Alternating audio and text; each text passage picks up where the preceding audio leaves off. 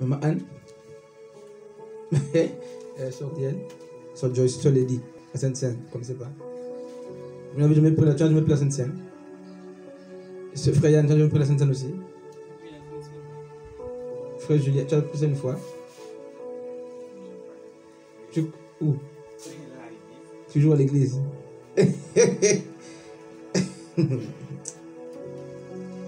Ma Anne, dis-nous.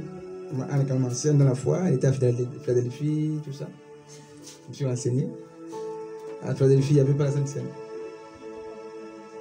Mais quand même, tu as vu la Sainte Seine là-bas? Oui, mais dites-nous un peu, depuis que vous exercez, depuis que vous lisez les Écritures, en tant que chrétien, qu'est-ce que la Sainte Seine signifie? Ça renvoie à quoi? Oui, en fait, c'est quoi le fond?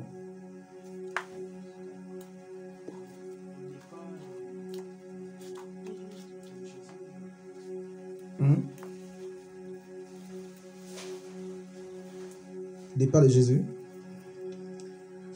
Vous avez vu, c'est grave. C'est quoi la Sainte Seine? Voilà, donc, oui. Dans le verset 26, Jésus dit, pendant qu'il mangeait, Jésus lui prit du pain et rompit. On est à l'église, quand on prend le pain, c'est le corps de Christ qu'on partage, la communion en famille, en fait, à l'église. C'est-à-dire, prenez ceci et mangez, ceci est mon corps.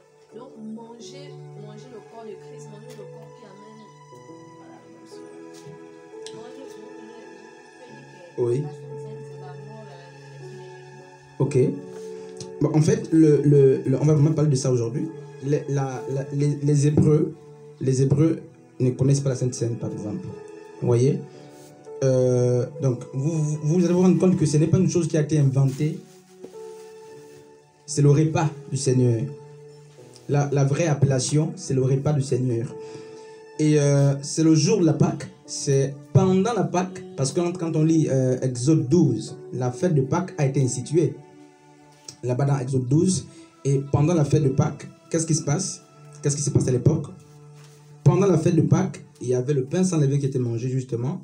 Il y avait des animaux qui étaient cuits, mis au feu, rôtis et qu'on mangeait. Il y avait aussi des coupes justement qu'on buvait. Mais en fait, pour les Hébreux, la fête de Pâques était quoi? Mais un symbole qui les rappelait justement la sortie et la délivrance de l'Égypte. Donc, toutes les fois que cette date arrive là, ils commémoraient, n'est-ce pas, la fête de Pâques en signe de reconnaissance vis-à-vis de la délivrance que Dieu a opérée, vis-à-vis des signes justement que Dieu avait fait pendant qu'ils étaient en esclavage en Égypte. Et Hébreux 10 à partir du verset 1er dit quoi? Hébreux 10 à partir du verset 1er, je crois, la Bible dit que la loi de Moïse, la loi était l'ombre des choses à venir. Donc, tout ce que la loi présentait était l'ombre. Il n'y a jamais eu la vérité dans la loi. C'était des préfigurations. Donc, tout ce que les hommes faisaient, tout ce que les Juifs, les Hébreux, si vous voulez, faisaient dans la loi, donc avant l'arrivée de Jésus-Christ, était l'ombre. Et ces choses devaient, n'est-ce pas, justement s'accomplir avec Christ.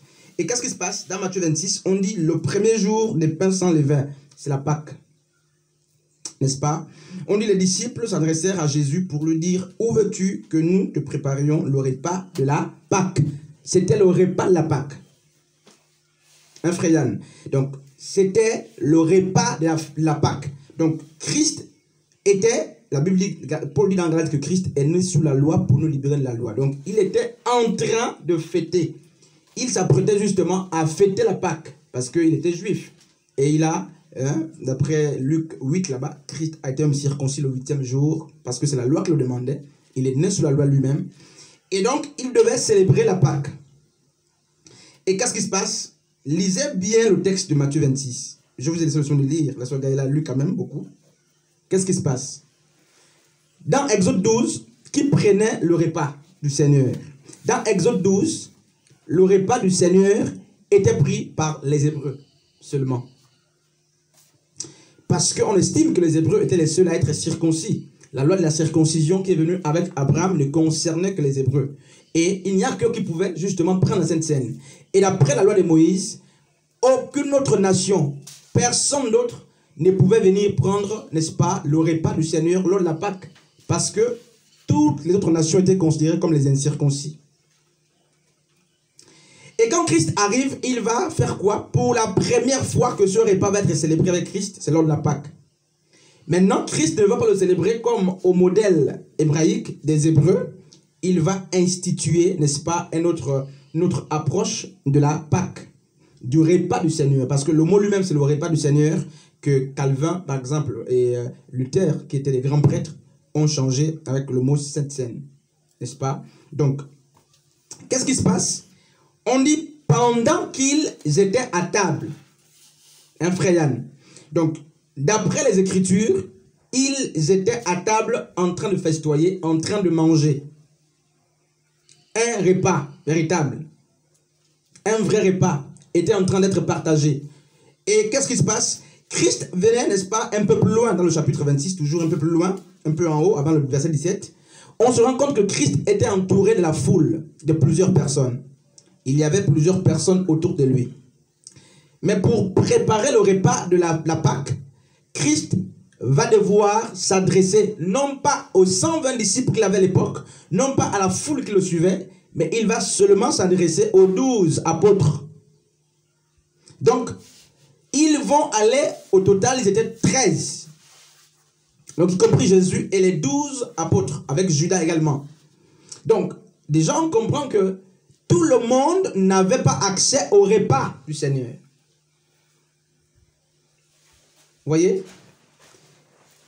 Même si c'était dans un bâtiment d'église, tout le monde n'avait pas accès au repas du Seigneur.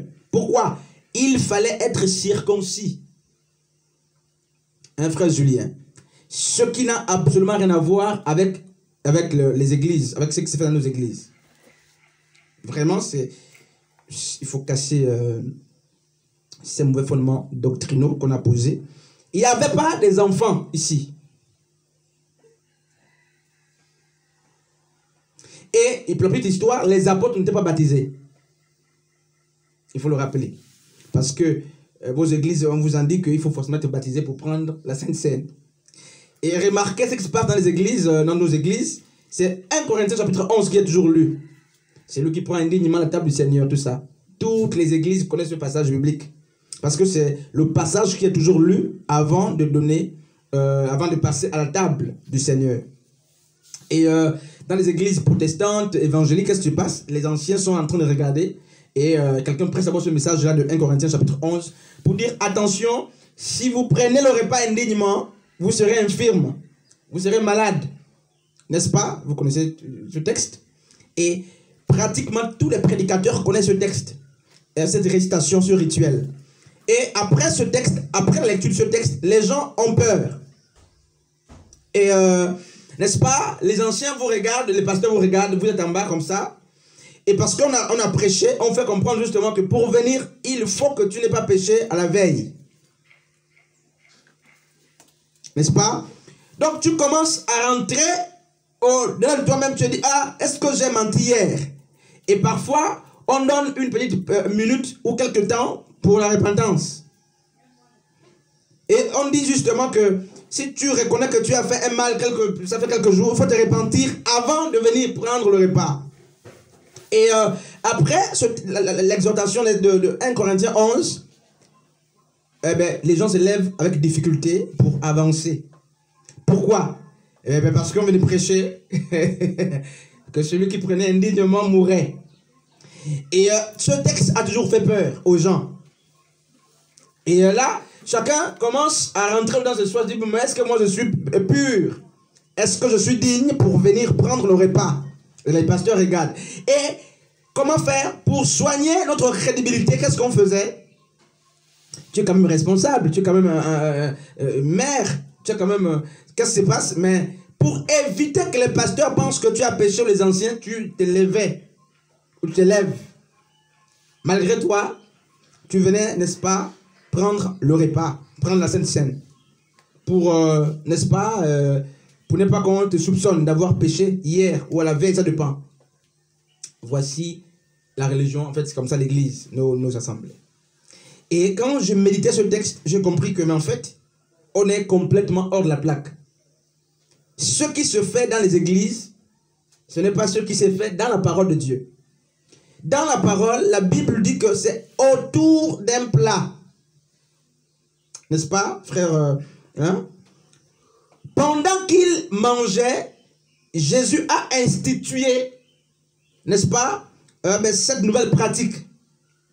Donc, il n'y avait pas de petits pains qu'on avait déjà coupés avant qu'il se présente. Il n'y avait pas un peu de vin. Et la Bible, en fait, c'est le jus de la vigne. Maintenant, il y a deux. Quand on parle du jus de la vigne, ici, ce n'est pas précisé. Soit c'est le mou, soit c'est le vin. Le mou, c'est quoi? C'est lorsqu'on pressait juste la vigne, le premier fruit, le premier jus qui sortait, c'était le mou. C'était sucré. Maintenant, lorsqu'on laissait fermenter ce mou-là, il devenait le vin, donc alcoolisé. Donc, un vin, une boisson alcoolisée, à cause de la fermentation. Donc, ici, on ne sait pas, ce n'est pas précisé. Alors, frères et sœurs, l'histoire dit que pendant qu'il mangeait, Jésus va rompre le pain. Et il va dire, prenez ceci, c'est mon corps. Mangez.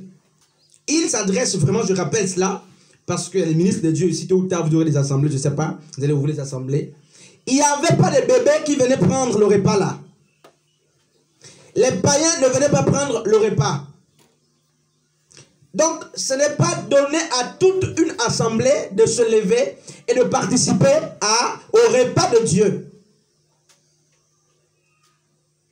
C'est pourquoi Jésus ne s'est pas adressé à la foule. Il était suivi par plusieurs. Jésus s'adresse uniquement aux apôtres. Et les apôtres n'étaient pas baptisés jusque-là. Donc, ce sont des trucs, n'est-ce pas, des choses qu'il faut dire clairement pour que les gens sachent où ils vont. Et frères et sœurs, qu'est-ce qui se passe? Il va rompre le pain. Il dira que ceci est mon corps. Or, le corps, c'est quoi? Hein, on va d'abord lire Jean 6. Jean 6. Le pain, là, on va d'abord lire Jean 6. Jean 6.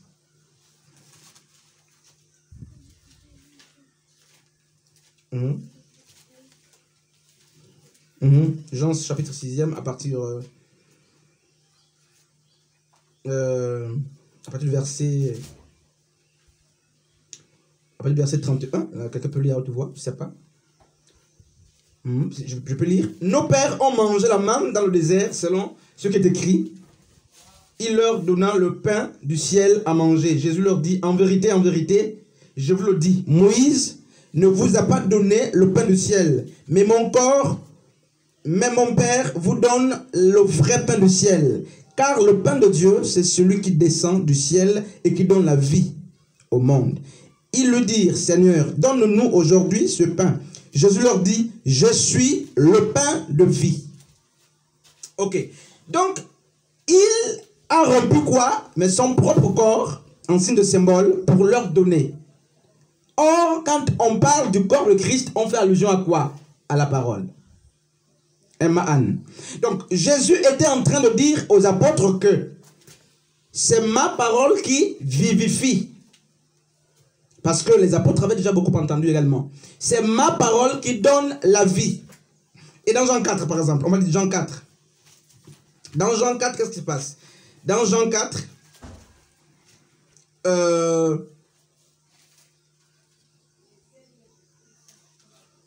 à partir du verset 24, tu peux lire. Dieu est esprit, et il faut que ceux qui l'adorent en esprit et en vérité. Continue. La femme lui dit, je sais que le Messie doit venir, celui qu'on appelle Christ. Quand il sera venu, il nous annoncera toutes ces choses. Jésus lui dit, je suis là, je suis, moi qui te parle. Continue. Là-dessus, arrivaient ses disciples, qui furent étonnés de ce qu'il parlait avec une femme. Toutefois, aucun ne dit, que demandes-tu ou de quoi parles-tu avec elle? Alors la femme, ayant laissé sa cruche, s'en alla dans la ville et dit aux gens, venez voir un homme qui m'a dit tout ce que j'ai fait. Ne sert point le Christ. Ne sera point le Christ. Il sortit de la ville et il vint vers lui. Pendant ce temps, les disciples le pressant de manger, disant, Rabbi, mange. Mais il leur dit, je mange une nourriture que vous ne connaissiez pas. Les disciples se disaient donc les uns aux autres, quelqu'un lui aurait-il apporté à manger? Jésus leur répondit, ma nourriture est de faire la volonté de celui qui m'a envoyé. Ok, on peut s'arrêter par là. Jésus dit que ma nourriture est de faire la volonté de celui qui est envoyé. En fait, il parlait de la nourriture spirituelle. Donc, à quel moment le chrétien est spirituellement nourri? Ce n'est pas lorsqu'il écoute la prédication. Nous ne sommes pas nourris spirituellement lorsqu'on écoute les cantiques ou lorsqu'on lit la Bible. C'est pas ça. Jésus a dit que ceux qui sont nourris spirituellement sont ceux qui font la volonté du Père. Donc, vous pouvez méditer, prier, jeûner, chanter. Jusque-là, vous ne faites pas encore la volonté du Père. Parce que très souvent, quand on nous appelle, qu'est-ce qu'on dit? Non, je suis occupé. Je suis en train de faire, je suis en train de me nourrir spirituellement. Tu écoutes la louange. Non, oui, c'est une partie. Mais à quel moment on se nourrit du pain? À quel moment on se nourrit réellement spirituellement? C'est lorsque ce que tu as lu est mis en pratique. Donc, ce n'est pas parce que vous écoutez les prédicateurs à tout moment que vous êtes nourri spirituellement. Ce n'est pas parce que vous chantez à tout moment que vous êtes nourri spirituellement. Frère Julien, c'est lorsque, Jésus l'a dit, ma nourriture est de faire la volonté de celui qui m'a envoyé. Donc, aussi longtemps que l'homme qui écoute la prédication, qui écoute les cantiques, qui écoute les témoignages, ne les met pas en pratique, il n'a pas encore fait la volonté du Père. Et qu'est-ce qui se passe? Mais il se passe que Christ va donc rompre le pain, va donner à qui? À ses disciples. Vraiment, il faut noter ces questions. Frère Julien. Prenez ceci, c'est mon pain, mangez-le. Et qu'est-ce qui se passe? Si la nourriture, si le corps ou le pain, n'est-ce pas, que le Christ a donné à ses disciples, renvoie au corps de Christ, n'est-ce pas? Qu'est-ce que les hommes ont donc crucifié à la croix?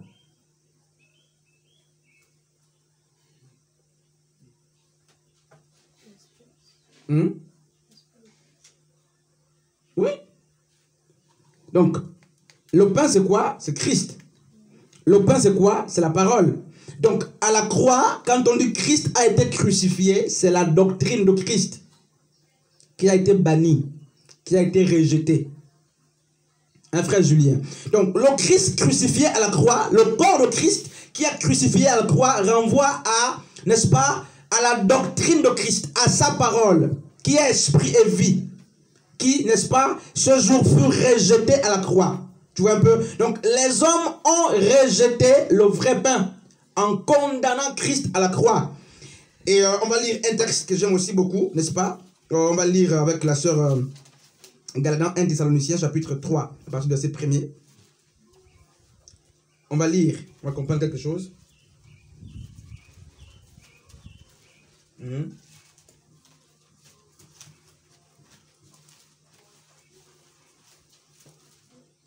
Chapitre 1er, à partir du verset 3. Non, chapitre 3, 1 Thessaloniciens 3, à partir du verset 1er.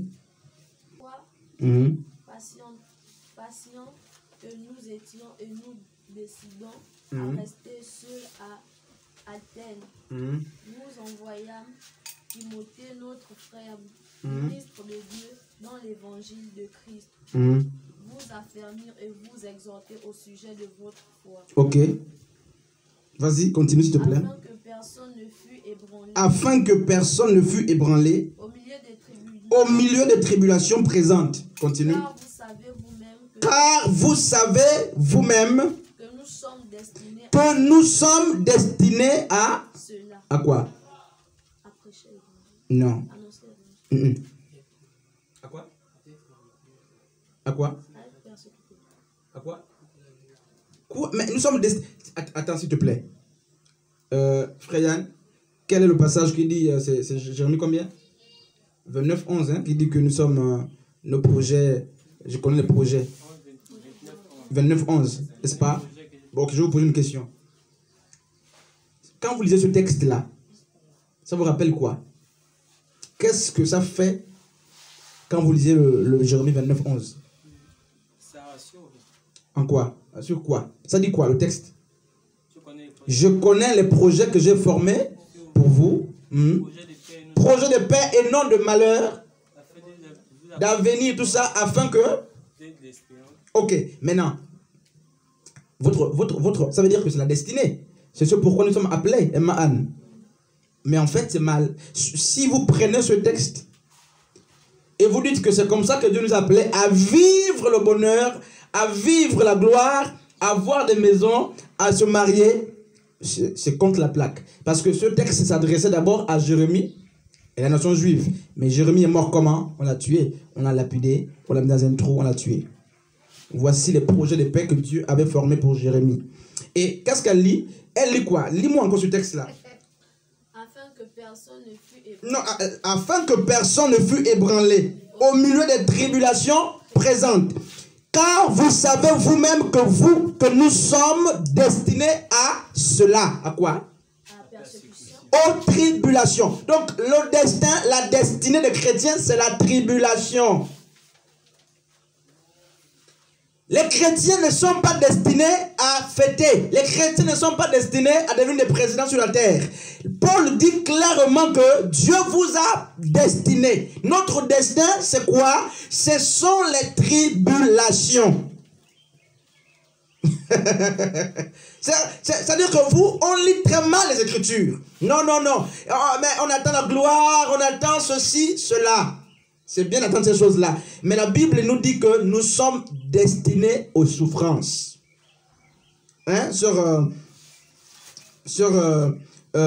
Gaïla. N'est-ce pas? Acte 14. On peut lire Acte 14 à partir du verset 21. Là-bas, on va voir. Donc, à quoi sont destinés les chrétiens? Mais aux tribulations. Parce que si on vous présente Jérémie 29, 11 pour dire c'est la paix, et bien quand vous serez tribulé, dans la tribulation, quand vous serez embêté, troublé, vous allez dire Dieu n'est plus. Donc, tel que nous sommes là, Dieu nous destine à quoi? Aux tribulations. C'est à cela que nous sommes appelés. Acte 14, 21, je crois. Quand ils euront évangélisé cette ville et fait un certain nombre de disciples, ils retourneront à Lysie, à Icône et à Antioche. Fortifiant l'esprit des disciples, fortifiant l'esprit des disciples et les exhortant à persévérer dans la foi et disant à persévérer dans la foi et disant que c'est par beaucoup de tribulations qu'il nous faut entrer dans le royaume. C'est la Bible qui le dit, c'est pas nous. Donc, tel que nous sommes là, c'est quoi notre destin? C'est la tribulation. Dieu nous a destinés à ces choses. C'est pas l'ennemi. Nous sommes appelés à vivre la tribulation. Et donc, quand Christ était en train de rompre le pain et donner à ses disciples, plutôt à ses apôtres, il donnait quoi? Le message de la tribulation. Il donnait la doctrine de la tribulation. Pas les cantiques, les chants, tout ça. Et à quel moment les apôtres chantaient? Les apôtres chantaient, ils étaient en joie lorsqu'ils étaient persécutés. C'est là qu'ils tirent leur joie. Hein, frère? Donc, quand nous prenons la Sainte Seine, le repas du Seigneur, c'est que n'a rien à voir parce qu'on va rentrer. Le premier réflexe, c'est quoi? C'est que nous sommes en train d'accepter le destin ou la destinée de Christ. Christ a été destiné à quoi? Aux souffrances et aux persécutions. Donc, lorsque nous prenons ce plat-là, ne commençons pas à dire qu'on va être guéri de maladies. Ce n'est pas d'abord ça. Quand on rompt ce pain-là, le premier réflexe, c'est quoi? C'est que je suis prêt à vivre les tribulations que Christ a vécues. Je suis prêt à prêcher le message de Christ. Hein, frère Julien? Frère? Hein, sur Gaïla. Donc, Christ était en train de donner sa doctrine, n'est-ce pas, à ceux qui le suivaient. Et une question me vient même, je vais vous poser une question. C'est quoi, n'est-ce pas? À quel moment dit-on que la puissance de Dieu est quelque part? À quel moment? Yann. Bon, en même temps, on ne va pas dire que la puissance de Dieu est là lorsque tout va bien. On peut aussi déterminer la puissance de Christ dans notre vie. En même temps, donc, la persécution, tu peux d'abord prouver que tu es vraiment rapproché de Dieu. Parce qu'on est persécute une personne qui possède assez. Une personne qui possède assez de biens, c'est forcément persécuté. Donc moi je dirais que c'est là où quand tout va mal que Dieu est là en fait. Mais c'est quoi la puissance de Dieu en fait? C'est quoi la puissance de Dieu? C'est quoi la puissance? Comment vous définissez la puissance de Dieu, frère? Sœur Gaïla, Mahan. La puissance de Dieu c'est quoi? Moi je veux caractériser la puissance de Dieu à la capacité qu'il nous protège en fait. Ok. Sœur Gaïla. Oh, la puissance de Dieu, vous réfléchissez, Mahan. La puissance de Dieu.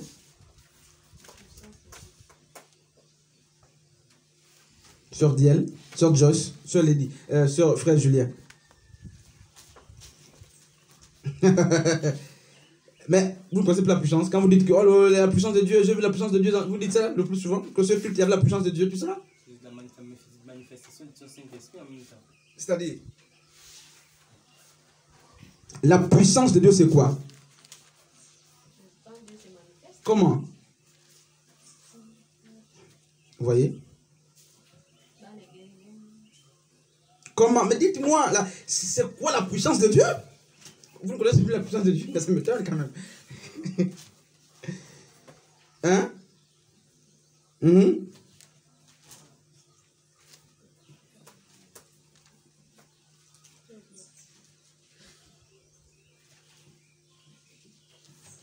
La puissance de Dieu, c'est quoi?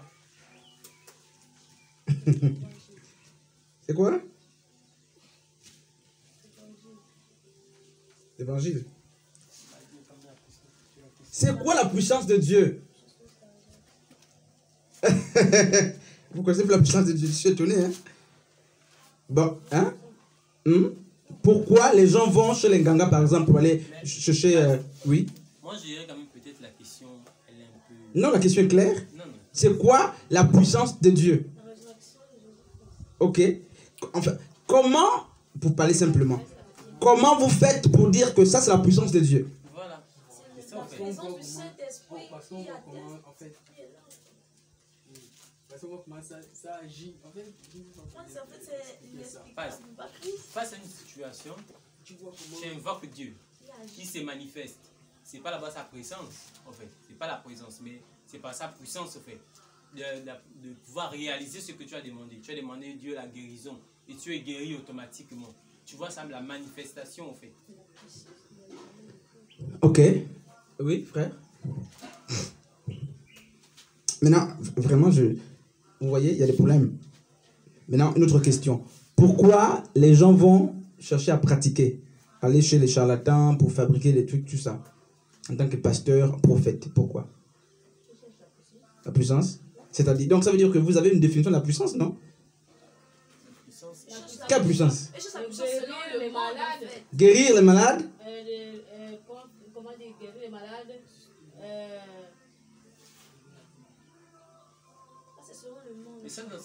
Mais c'est-à-dire, ils veulent imiter, non?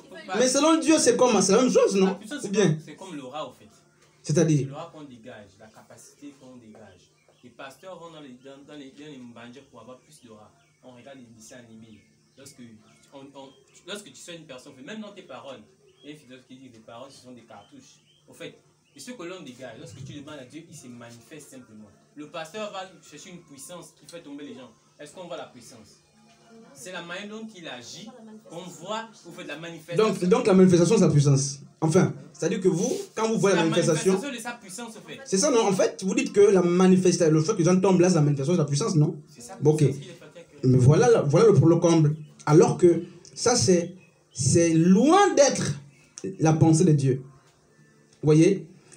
Et parce que l'ennemi peut se déguiser et avoir ces choses. Mais il a dit dans sa parole qu'au dernier temps, beaucoup feront l'Éternel qui les a envoyés parce que c'était déjà prédit, c'était déjà en train de s'accomplir parce que nous voyons beaucoup de pasteurs cherchent la puissance. Ok.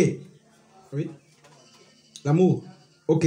Merci. Mais voici ce que la Bible dit dans 1 Corinthiens chapitre 1er à partir du verset 18. Car la prédication de la croix est une folie pour ceux qui périssent, mais n'est-ce pas, une puissance pour nous. Hein, frère Yann? Donc, la puissance de Dieu, c'est quoi? Ok. Ce n'est pas d'abord les guérisons des malades. La puissance, c'est les aspects à la portée de tout le monde. Même les hommes, même les féticheurs le font. N'est-ce pas? La puissance de Dieu, c'est quoi? Et cette puissance, les hommes ne la cherchent pas.